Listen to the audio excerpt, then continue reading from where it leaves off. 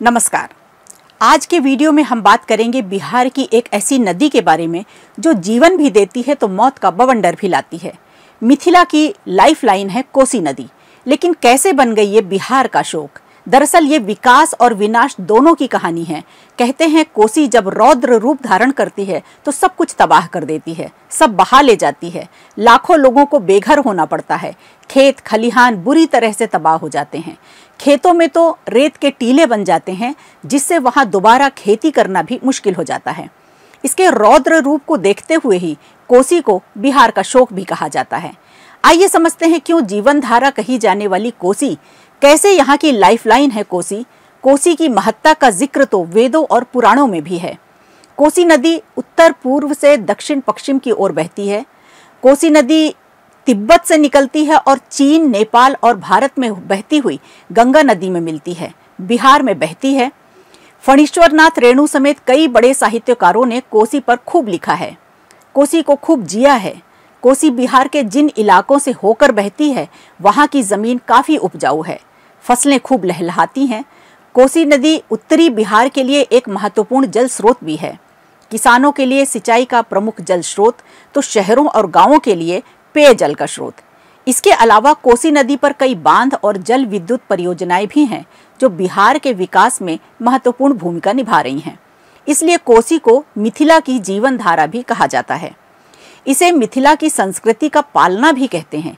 लेकिन इस नदी का ये रूप जितना खुशहाल कर देने वाला है, उतना ही दर्द देने वाला विनाशकारी भी हो जाता है।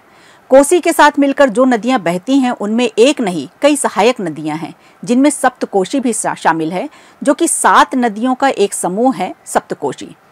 कोशी का सौंदर्य जीवन देने से तो है, फिर ये कैसे रौद्र रूप धारण करती है। कोसी का ये रौद्र रूप बेहद विकराल होता है, जो सब कुछ तबाह कर देता है, लोगों का जीना मुश्किल हो जाता है। इसके रौद्र रूप को देखते हुए ही कोसी को बिहार का शोक कहते हैं। बारिश के दिनों में कोसी नदी वैसे तो हर साल तबाही मचाती है। बारिश आते ही यहाँ के रहवासी, सरकारें भी आशंकित रहते हैं कि पता नहीं तबाही कितनी भयंकर होगी। अब तक 8 बार कोसी का तटबंध टूट चुका है। पिछली बार 2008 में नेपाल के कुसहा में बांध टूटा था। 2008 की तबाही भला कौन भूल सकता है। लाखों लोगों को बेघर होना पड़ा था, 526 लोगों की जानें भी गई थीं। इसके पहले 1991 में भी नेपाल के जोगनिया में ऐसे ही हालात बने थे। 1947 के गंडौल में और 1984 के सहरसा में, 1981 में बहुआरा में और 1971 में भटनिया में, 1968 में जमालपुर में और 1963 में डलवा में तटबंध टूटा था। अब ये बड़ा प्रश्न है कि इतनी रकम सरकार यहाँ खर्च करती है, प्रोजेक्ट लेकर आती है, फिर क्यों ये खत्म नहीं हो रही कोसी की तबाही। दरअसल नेपाल और भारत सरकार आज़ादी के बाद से ही कोसी की तबाही को रोकने के लिए कोशिश में जुटे हुए हैं। 1954 में इसे लेकर पहली बार कवायद शुरू की गई थी। तब ट्रेनिंग के जरिए बाढ़ को नियंत्रित करने की योजना बनाई गई थी। उसके बाद से ही कई तटबंध बनाए भी गए, पानी के बहाव को कंट्रोल करने के लिए बैराज बनाए गए, लेकिन ये तमाम कोशिशें नाकाम साबित हुई। दरअसल इन राहत और बचाव कार्यों को लेकर भी सवाल उठते रहे हैं।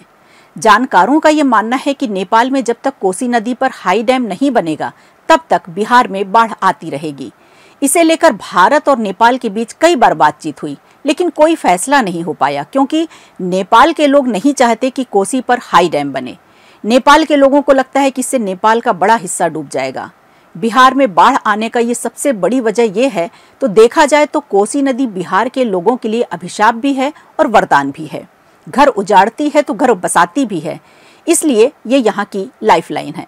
सूखा, अकाल और बाढ़ की कहानी है कोसी नदी। वीडियो अच्छा लगा हो तो लाइक कीजिए, शेयर कीजिए और कमेंट बॉक्स में हमें जरूर बताइए।